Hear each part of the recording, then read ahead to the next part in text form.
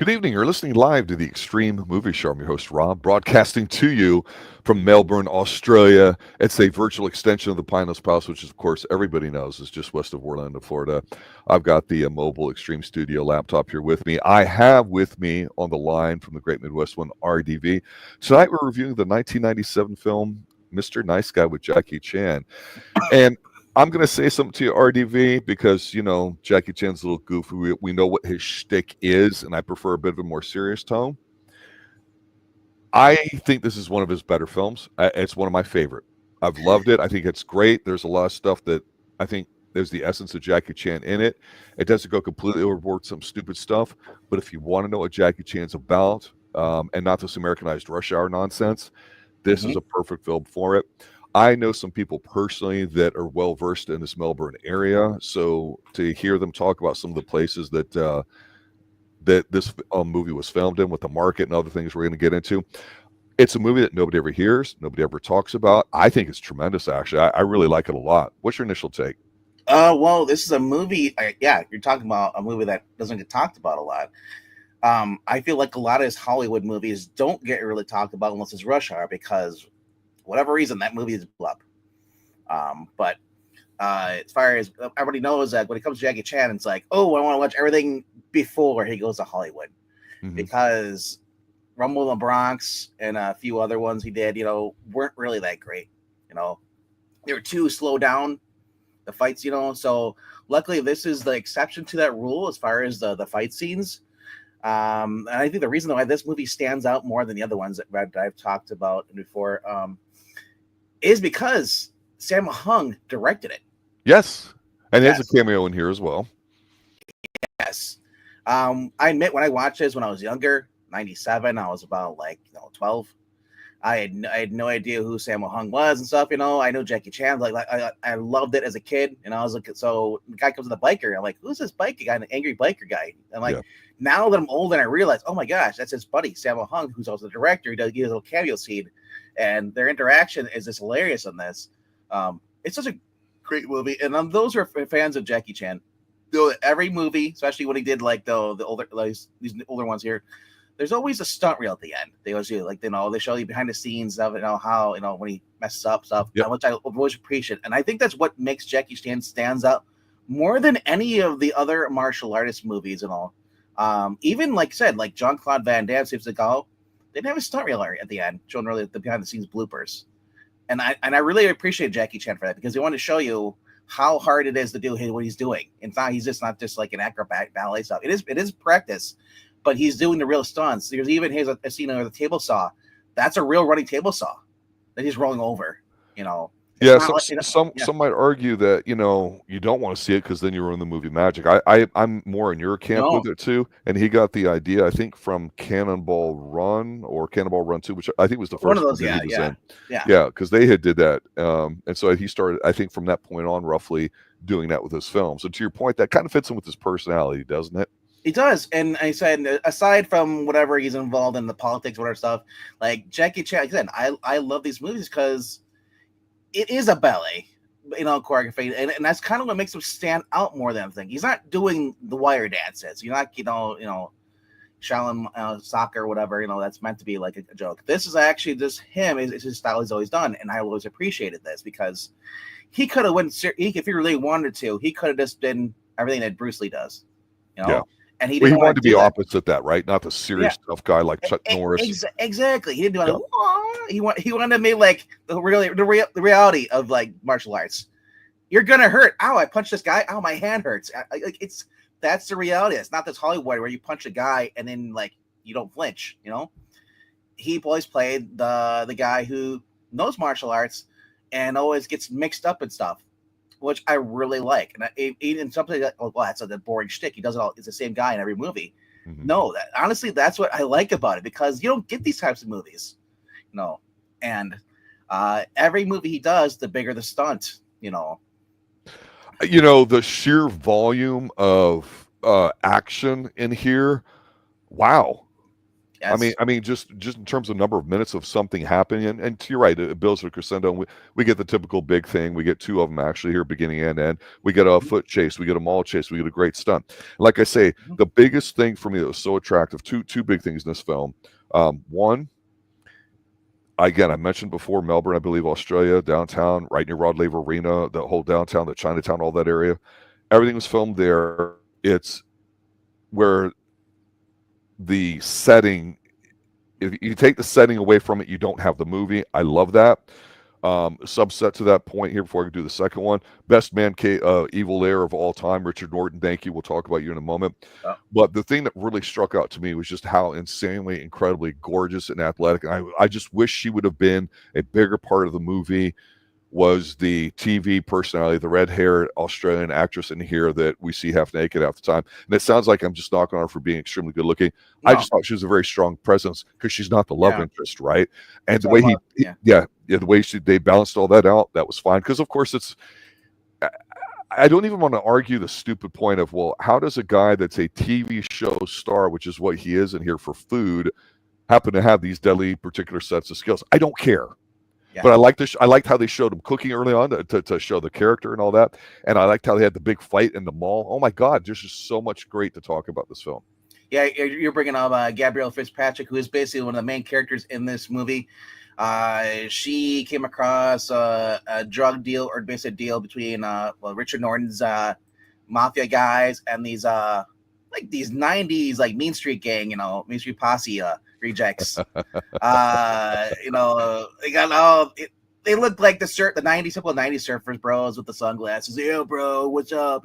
Basically Stephen Baldwin's. The '90s. If you watch any movie, that's what he looked like. Well, she was And just a Power Ranger, if so, that means anything, I well, think. yes, I was gonna bring it up, but Okay. basically, she stumbled across a plot, basically, somehow got a hot tip, that Richard Norton's group was meeting with these other guys called the Demons, and apparently the Demons had basically used their sex pot, their honey pot, to one of their men and stole the cocaine from them. So they're like, "Well, we got your stuff. Give us money now." And he's like, "Here, look here. Here's your money." And the guy's like, "Oh, that's not enough." Oh, and basically, so what do? And he said, "Well, you guys are, they basically start." Richard Norton pulls out a gun, shoots all the demons, pretty much there, and then takes his stuff back. Of course, in the middle of all the stuff, you get these explosions, ladders falling over, and he sees her up there with her camera guy, and they chase them. And the camera guy is like, just go, run, because he gets shot, and she goes and she bumps into Jackie Chan. Of course, he's the wrong place, wrong time, and he has to defend her, and a mix up, she drops the VHS tape that she grabbed that fell out of the tape recorder, video camera, and into his Mustang, which gets. That's another thing to tell about. There's a lot of good cars in this movie that get destroyed. Oh, the Mustang, yeah, and the Porsche, and oh my God, the Lamborghini. I was crying. I thought they had to have been kit cars. I'm thinking at the end because Yeah. those would be so expensive, right? The Mustang would have been affordable at the time. Yes, though. yeah. So she ends up dropping the cassette tape, into after his long foot chase and him doing this stuff, hiding between a truck, using the wall to prop himself up, and then the guy sees the mirror, and they go separate ways. She hops to his Mustang while he's driving on the sidewalk, and then that's where he gets couple bullet holes in his thing, and then she drops the tape.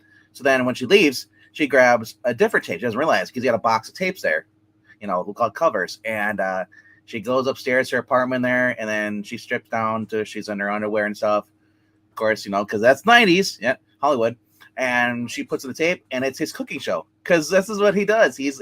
Jackie Chan is adopted, or not adopted, but his father, his late father, used to work with this other guy, and they created a restaurant. So now he's basically doing this cooking show, kind of because it was a popular in the '90s, and so this leaves a whole bunch of stuff, like things at the mall where they're in a cooking show. The bad guys show up there looking for the tape, and he's trying to protect her. Meanwhile, his fiance is coming from Hong Kong or China over, and she's there. Miki, played by Miki Lee, who's been in some other movies with him. And he's basically Jackie Chan and Charlie's Angels. He's got the redhead. He's got Beach. Yeah.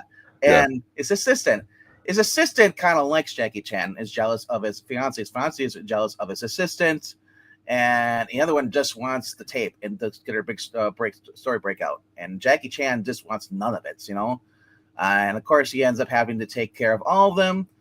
and this leads to later on Mickey Lee's character being kidnapped. And let's talk about. But before we get through all that, yeah, we had the foot chase scene.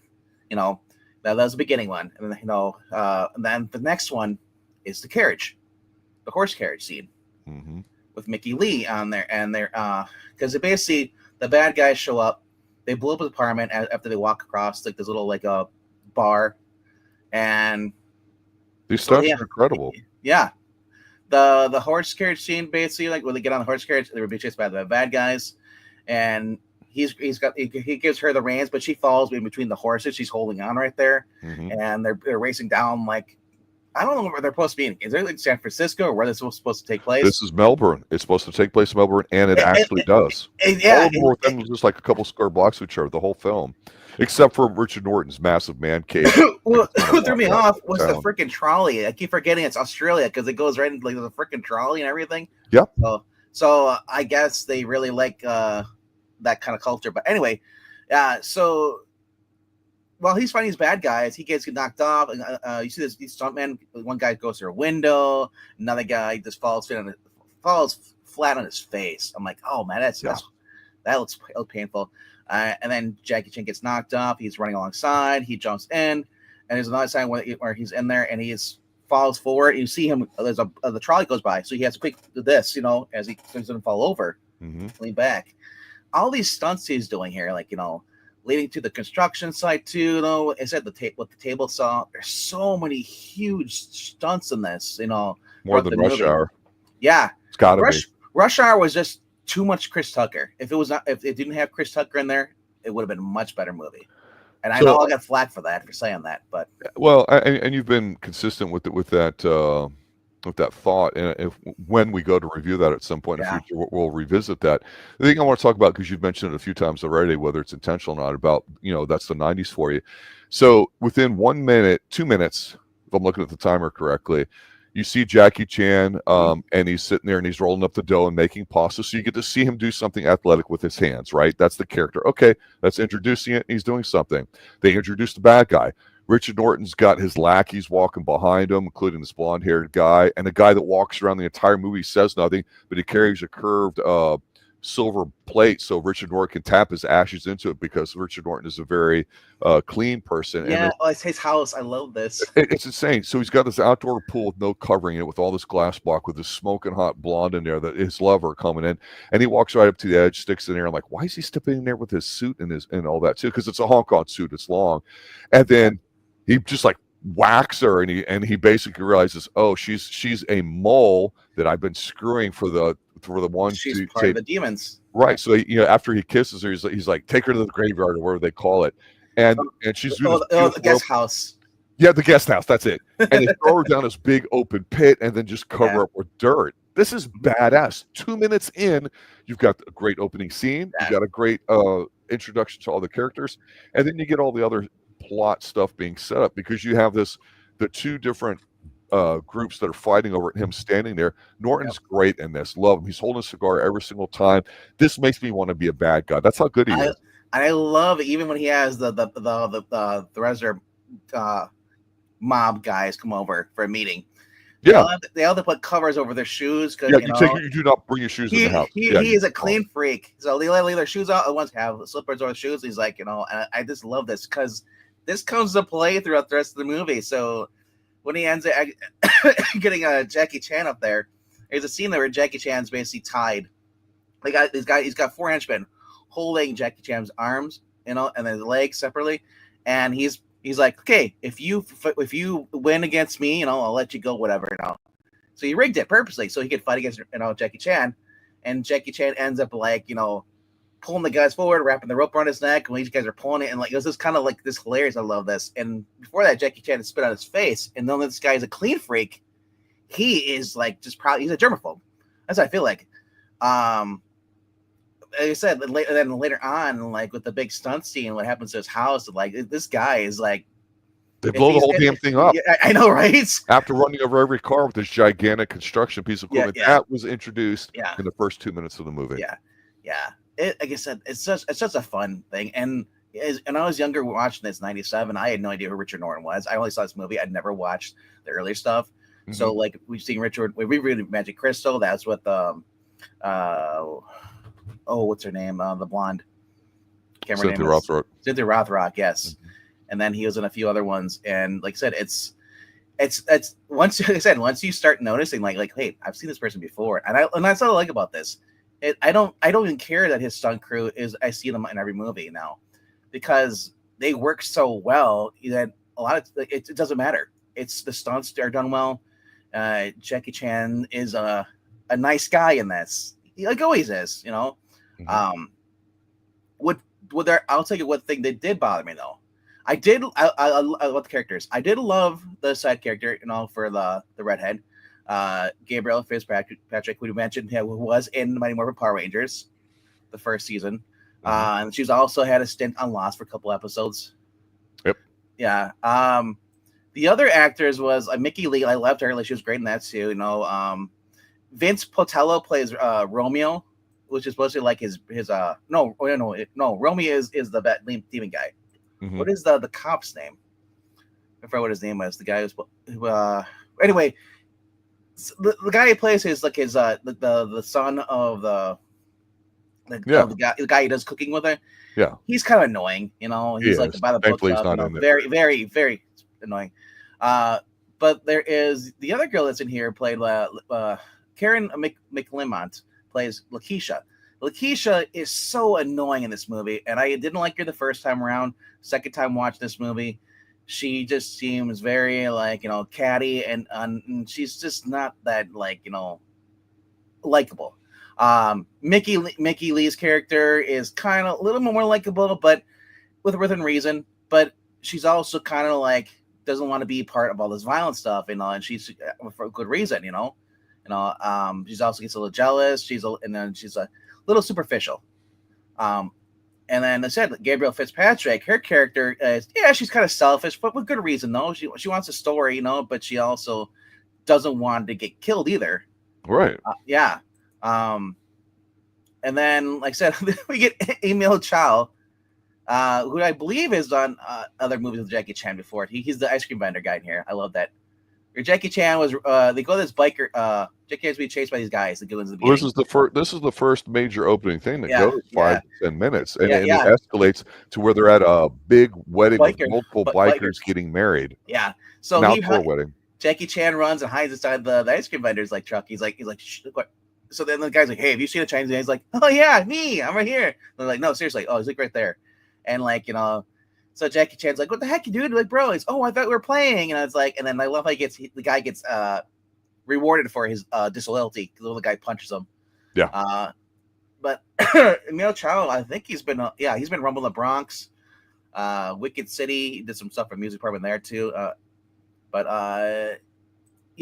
Then you also have the other stunt coordinator also Bradley James Allen, the guy who mainly started off. We were talking behind the scenes that he worked originally with Jet Li and stuff. His crew got his break when he was like, you know, and 15, and it's been started off with a movie before, Joker Master 3, which was not connected to Jackie Chan, but instead they replaced him with Andy Lau. He's another great actor, but he started with this movie, and I'm pretty sure he's the blonde guy in this. He's the right-hand man. You know, that's the Richard Norton's character. I could be wrong. I was trying to look at his IMDb page, and I was trying to look at the guy with the blonde hair's face, because the guy in here played Brad. It must be him, because he refers to him as Bradley in this movie, if I'm mistaken. And he's the right-hand man, and he is pretty much like, I love him. He shows up. You know what he reminds you of? I think it was from Russia with Love, the German soldier who kept pursuing Sean Connery on the train and everything. Oh, the hitman. That's Robert Shaw. And speaking of Robert Shaw, everyone's talking about Jaws' 50th anniversary. He was the main guy with just scratch his nails and telling the story in Jaws. That's Robert Shaw. So when I first see a guy with a suit and blonde hair, like I figure like, oh, it's a Nazi. Pretty much. Well, Raiders Lost Ark taught you that. Yeah, of course. So he stands out with this, you know, and he's kind of a punk, you know, whatever. Richard Norton basically like makes fun of him or whatever, you know, and thinking like, man, he could have been such a bigger heavy in this movie, but instead they kind of toned him down, being more of a lackey. Because Richard Norton, you notice all the bad guys that he beats up, part of this crew, they don't have speaking roles. They're meant to be kind of invisible because otherwise we would get to notice them, except for the guy's blonde hair. Yeah. So like I said, it was like I said, I love everything they've done with this movie, and honestly, I was looking at the IMDb, seeing as far as like what they had a box score and all, but according to IMDb, out of 30,000 reviews, it got a 6.2 out of 10. For being a movie that came out in 1997, directed by Sammo Kam-Bo, we've known him from Eastern Condors and a few other movies, we've read on the channel. Yeah. It makes sense why this movie has a higher rating than some of the other ones. Super Cop will always have a higher rating than most of them because it is one of his best Hollywood movies he did. But yeah, the whole synopsis of this: a Chinese chef accidentally gets involved with a news reporter who filmed a drug bust that went Ari, and now is being chased by gangs who are trying to help get the videotape. It's very generic, A to B. And Norton is just trying to get his cocaine that one of the guys. That's all he wants. That's it. Yeah. And then, and just that's all he wants. So we got the mall scene here too. Like I said, it was such a fantastic movie, and I love it. Brings back nostalgia whenever I see VHS tapes. And then the little cell phones that popped up, that flipped open. Remember the 90s cell phones? Yeah. Oh, I love that stuff. Big explosions, Jackie Chan basically being Jackie Chan. And honestly, this is probably one of my favorite of the Hollywood movies he's in. And I'll say I'll watch this any day over Rush Hour.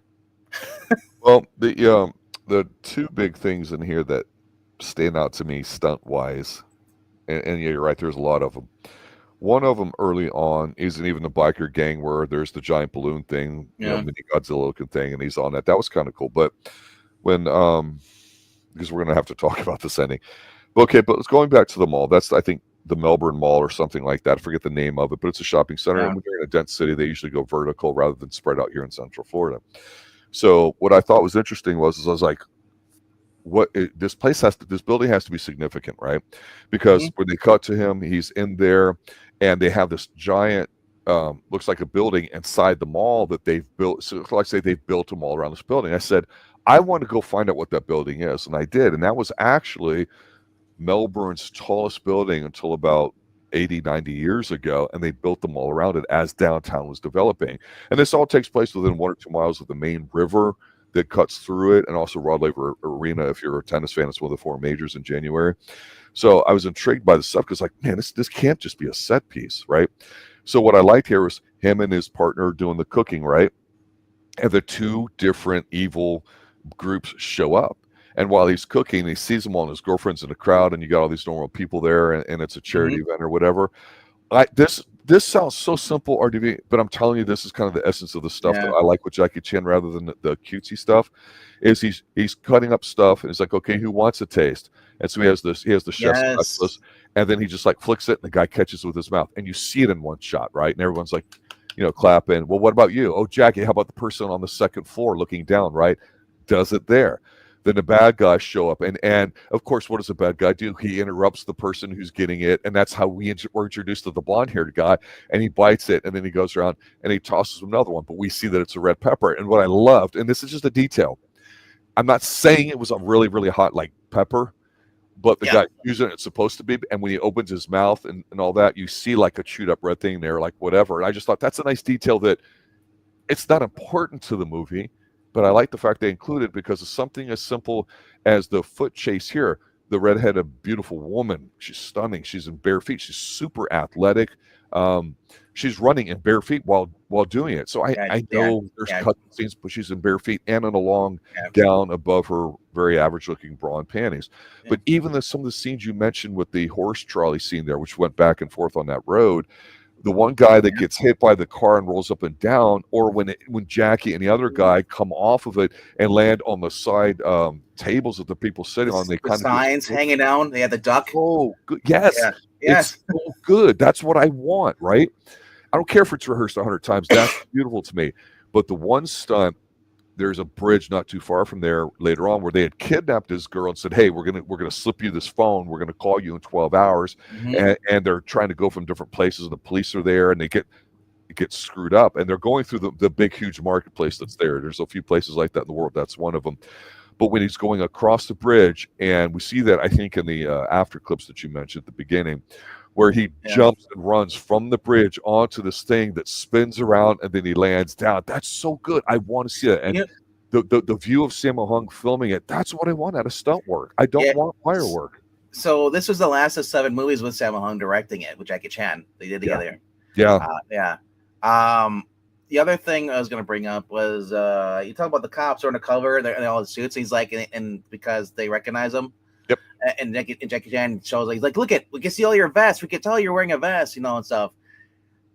That reminded me of Super Cop 2. Michelle Yeoh.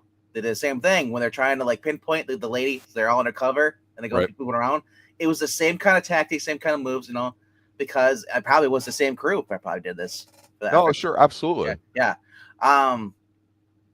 But yeah, this was so that was like the big thing I noticed too, was sort of stuff.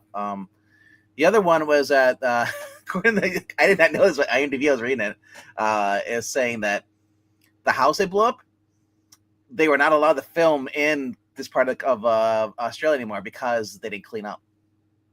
Yeah. Well enough. Yeah. And maybe they did clean up well enough. It just wasn't up to the standards of what maybe like these people were just really like dicks, whatever. Because I know in certain parts of Australia you get some really uppity people, There's definitely some money there for sure. Yeah. So they were banned. The production film was basically banned from filming there ever again. I don't know if that's still the case or whatever, but man, yeah. I mean, I was like Rush Hour. I mean, we talked about stunts. Rush Hour had that stunt. I think it was Rush 2 or 3, the one with the bamboo, fight. 2. That's the beginning. Yeah. Yep. Yeah. I like that stuff. I said, but it's got to have a decent story plot around it, and that's why I said I never liked Rush Hour 2 because of that. Because you had Chris Tucker, every time Chris Tucker would speak, would take you out of it. But this movie, everyone in here, even Richard Norton, kind of looking kind of like hokey, because you gotta admit, watching this movie is like, yeah, this looks like a B movie, It wouldn't really. I'm not sure how much it made in the box office. I mean, how long was it? It didn't do great. No. But here's the thing, though. I'm not watching. A lot of movies I watch are B movies. Are movies, and especially before we even got VHS, a lot of these made-for-TV movies are the same movies as the ones that would have been on VHS or Blockbuster if they hadn't been around. If you had VHS at the time, and this is way better than any of those. But it's still, it doesn't have to be a big summer blockbuster hit, because Jackie Chan doesn't need all that, all the explosions, all the fireworks. Like I said, the guy is the action. Everything he does is real stunts, and that's what we want. We don't want CG. CG explosions don't do that much for me, I'll take sugar glass or whatever it's called that breaks easy, Yeah. I'll take the spark stuff that flies and all that, but the physical stunts, they're not. And I don't care if they're wearing padding or if it's disguise. I don't care. I want to see him trying to time his head going through the different heights of the things and the people in the background. It's just so tremendous. Having the run and jump and grab a ladder from a helicopter, and hang on to it and be chased. I want to see that stuff. I want to see him skydiving. The Armor of God, or whatever it's called. There's so many cool stunts I want to see, and man, the more we talked about how you see the stunts, it ruins it for some people because it ruins the magic. For me, it makes me like, oh my gosh, when he's rolling, there's a real buzzsaw, a table saw. Yes. How he rolls over it, and like one move, and he could just no more Jackie Chan. It's like how he just rolls over it. He protects it. How he's gonna roll over it, and one scene where he almost does because the guy's pushing him. They had the quick shot out because he almost does get cut. And then the other things where after that scene he has to roll over a table saw, he has to go onto that board, and he does it perfectly because in seeing the bloopers in the end reel here, he hits his hands, or hits his head. Yep. He hits his head on the sign and stuff. I love that stuff. I love seeing stunt work done. I've always said about this. I want an actor who can do his own stunts. That's why I like Tom Cruise. Tom Cruise does his own stunts. He's the greatest guy. No, or as far as stunt, no, not always. But he puts the effort into it. It's not where like, okay, taking the person, I'm gonna go over here, have a coffee break, smoke break, while you do all the dangerous stuff. Are you telling me T.J. Hooker, William Shatner, didn't do his own cop role? Oh, I doubt he barely did any of that. He's like, I'm Shatner. I don't have to do that shit. You do it for me. I'm Captain James T. Kirk. I don't do that stuff. No, but yeah, no. This has some explosions in here, pyrotechnics in here too, but it's not CG. You don't see people going, just like walking away, explosions behind them. It's not like the Tarantino movies. But they end up at Norton's lair, and he commandeers the giant thing, and he goes into town. And honestly, again, you see a little bit of it at the end with the outtakes. But this is a giant. I don't even know what the name of the machine would be called. You might know. But he runs over the wall, goes in there, and basically the whole place blows up. And he runs over all these expensive cars. But there's sequences of him underneath it trying to dodge the guy driving it.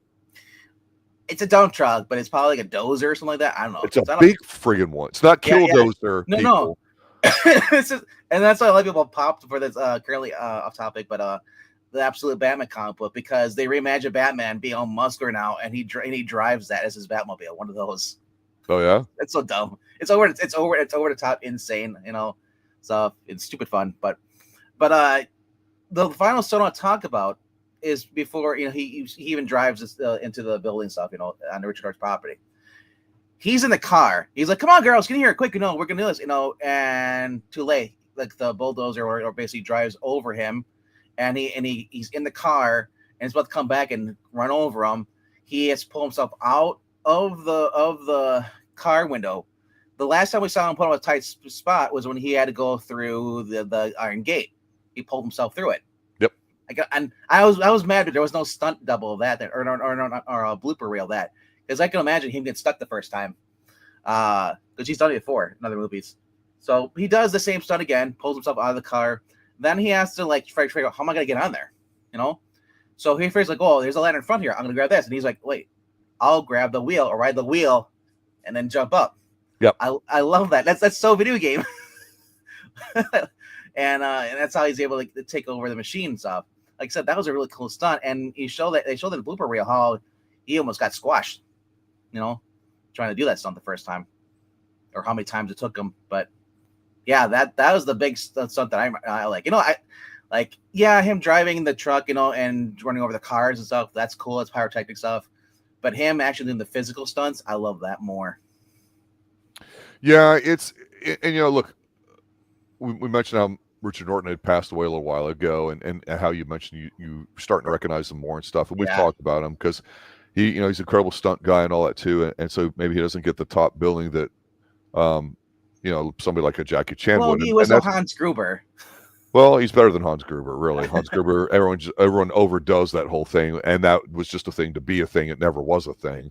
And that makes perfect sense. Yeah. I just think Norton is your typical 90s bad guy. He just exists for the good guy to do whatever. But again, it's lighthearted. But part of you goes, I understand Norton get pissed off because every time his group would come back, they couldn't get the cocaine. They couldn't get the tape. And then he's smacking them around. And then, he's trying to be serious, and he's got a great baritone voice. And he does show off his skills early and often. So you see what of a badass he is. And with Jackie, like you say, being tied up by the ropes, him kind of hitting him and all that for spitting on him. Yeah. I thought it was kind of funny, right? But my only disappointment was I really wanted to see those two have a big fight at the end. Yeah. And there wasn't. Yeah. It kind of he does that, and the cops are all waiting outside watching this, and they arrest the guy because of handcuffs. That's it. I was like, no, I wanted Giancarlo Van Damme. Let's do the double play of him running up and then kicking you in the face, the roundhouse kick and all. I want that, and we don't get that at all, and it kind of sucks. I know everybody probably doesn't. Somebody's probably cataloged number of stunts, the amount of time spent in an action sequence or whatever like that, and we're pretty somewhat familiar with the Jackie Chan punch, just like we were with the Chuck Norris. But so this one, the fact that it was so expanded and felt like it was a bunch of great scenes held together by a thin plot was perfectly fine to me. This was a fun movie.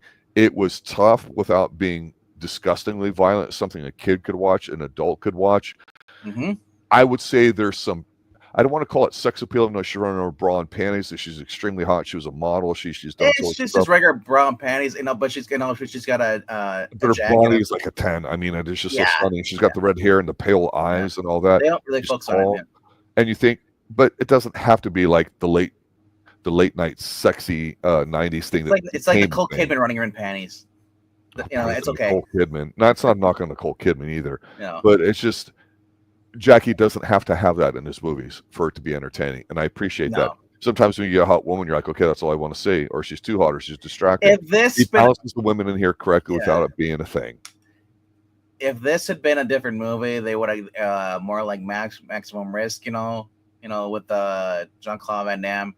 They would have brought in Angie Everhart, you know, who was another model, top model. Same thing. They would have literally glammed it up. I'm glad they didn't set this movie up. It kept it very PG-13 for families to be able to watch this. This is the one you can watch with your mom or your dad or whatever, you know. Girlfriend even. I mean, it doesn't matter. It's not going to offend anybody, and it's good. And even the fight there at the not past the mall, but towards the end in the building or whatever, there's a big kind of like setup for it where he goes into there and all these guys come in there and they're opening all these doors and closing it. And you know what that made me think of?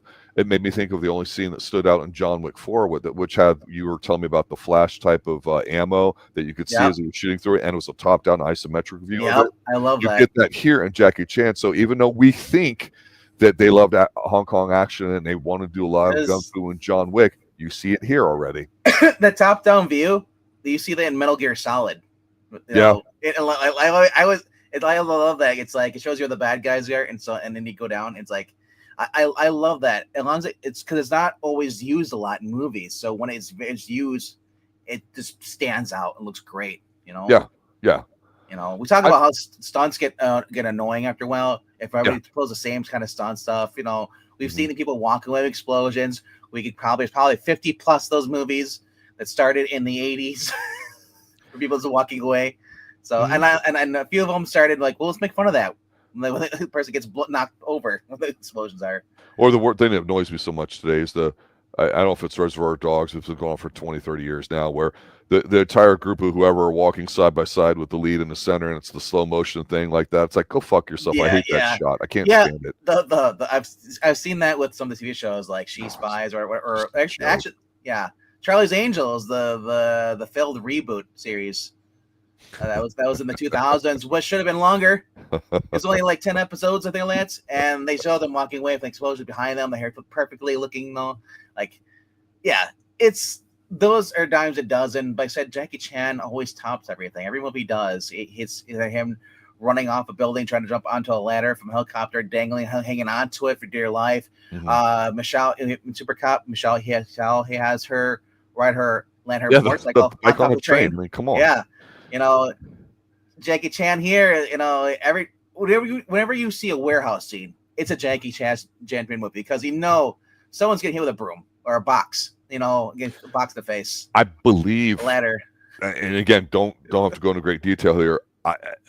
As an older teenager, young man, I've spent many a time in the setup like the building was in that had the big wire rollers, right? The spools, as well as the pallets and all that. So you get that in here too, right? So you get so many different things in here, and just the volume of what you get is fantastic. And I'll say this again to kind of close it out, that I think the star of the show is not necessarily Melbourne because of Melbourne, but because everything takes place in an area that's close by.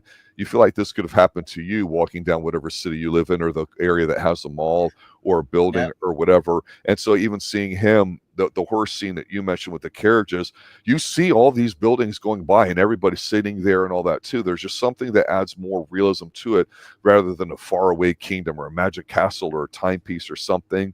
And it's just, this is so fun. I really like this movie a lot. I remember when I saw it the first time, I went, okay, this is really good. This is the guy I've seen in this and that. And then as we've cataloged and done some of his earlier stuff, I give him a lot of credit. When you think of Jackie Chan, you may think of other movies. This one comes to on my short list. I would recommend this to anybody to go see. I'm looking at his other movies. He had Rumble in the Bronx. They rated not the biggest fan. 6.8, and then same with Who Am I? As well as 6.8. First Strike was another 6.6 higher up. Then he had Accidental Spy. Super Cop was a 7.0. Thunderbolt is the other one I was looking at. That's a great one, the racing one. That's a 6.3. Twin Dragons, Drunken Master, 7.5. Drunken Master 2. So, like, this is one of his lower rated ones he's on. The movie we did last week with Donnie. Flashpoint. Okay. That stuff in there was incredible. But you know what? When it wasn't that stuff, Yeah. it wasn't that fun. So it depends on what your mood is sometimes, I think, with movies, because I appreciate them both. But at the end of the day, which one are you going to pick out of the catalog to watch? Usually the one that's a little bit more fun. Yeah, I go for the more obscure ones, like Armor of God 2, Operation Condor. I don't know. I think we did the first one. I don't We think did the first one. That was, we did that one. The second one looks pretty cool. I'm looking at it. It's on IMDb. That has a higher scoring of all his Hollywood movies. That's at 7.2. So that's slightly a little bit over Super Cop, and underneath Drunken Master 2. Yeah, I'm happy with doing more Jackie Chan movies. There's a lot of these we keep putting it off. So I feel like here's the thing I like about these movies. They're so easy to review because they're such entertaining movies. Yeah. This one I really have almost no complaints to it. A little bit more of the redhead would have been nice, but that's just a personal thing. It has no reflection on me. I just stood out to me. Give the redhead a gun. But there is one actress we kind of gloss over here too, Rachel Blakely. I think I know who you're talking about, sir. She's one of the gang members that kind of keeps everybody in charge. Yeah, she's good. I kept thinking, is she from another movie with him? Because I remember there was that one French model that was with him, and with him and the other guy, and she was they're trying to. I think it was Operation Condor. I thought it was, but it's not her. She's a totally different actress, but she's got that raspy kind of voice, the stormy eyes. It's just a great actress. She it was in the TV series The Lost World. It was on from 1999 to 2002. She was on. She was also with Chronicles of Narnia, The Voyage. She was Gail, whoever that character is, Gal's mom. Mm-hmm. And Counter Strike. She was on Young Hercules. She did a lot of like the sci-fi stuff in her series. But she was also another former model. Pretty much every girl in this movie was a model. That's how you roll, though. Seriously, I know. But she's I think she's an Australian actress. Yeah, another one. Yeah, she Borneo actually. Yep. She made her TV screen debut in a Nissan commercial. Best known for television audiences, Gabby Willis in the popular language series Neighbors, which is a big thing over there. It's Neighbors and Far and Away. Yep. She was on Tales of the South Seas. She was on Flipper, Xena Warrior Princess. As I said, she really stuck out in this movie, I was like, man, she would have been great if it would get rid of the redhead and just had her be the one that actually had the tape in here defecting and trying to betray her gang. It would have been a much better movie. It would have been closer to Maximum Risk, kind of like seriousness. But I was hoping that she would have done some other movies. Maybe she was Jean-Claude Van Damme or something like that. Yeah, no, you grew up in the 90s, but I clearly recall here in Florida there being a crossover is a small word to use about. Obviously, there's Canadian influence on stuff that we would see, 21 Jump Street and Fox. But I definitely know that there was an Australian kind of thing because this Lost World show that she was on, I definitely remember it being on like cable TV or something or whatever. So, yeah, I was thinking it might have been one chick that had a great fight. I think it was Cynthia Rothrock, in the one movie that we did, I think from '85, where it's like in a parking lot or whatever. But it's not her. But I agree with you; she stood out. So, but the redhead you like in this movie, Gabrielle Fitzpatrick, was in a Jean-Claude Van Damme movie called Inferno. She was the mom on the farm. She was the mother. Where he's on the motorcycle, where he basically protects his mother and son from these farmers that want their land, or these guys that want their land. So he ends up with that was she did that a couple years later in 1999. Some bad damage on that. Yeah. Yeah, because I recognize her. I'm like, oh, I've seen this redhead before. Because I never forget a redhead. They're hot. Yeah. But yeah, very fun movie. Glad we reviewed it, and probably looking at doing some more probably in the near future. Tuesday night, we got it lined up, finalized. Yeah. Well, Tuesday night, 28 days later, and then we're gonna jump on Sunday. We'll be doing 28 years later. There you go. Which I heard is a direct sequel to 28 days later. It skips the 28 weeks. Yeah, we'll see how that plays out. It's been a long time since I've seen it. I did like a lot of his stuff that he did, and this is back when zombies were becoming the rage, not played out like they are right now. Yeah. Yeah. All right, everybody, I want to thank you guys for showing up, listening, and watching to us here on the Extreme Movie Show. If you've got any particular suggestions or films you'd like us to review, please let us know. Reach out to RDB or myself or Professor Pixel. We just went live on our Columbo review. That is up as well. We will be going live with Columbo next week at 6 p.m. Eastern before that season 3, episode 4. As you heard RDB say, we will be live Tuesday night with 28 Days Later. Check it out if you haven't seen it. Until then, good night. Later, guys.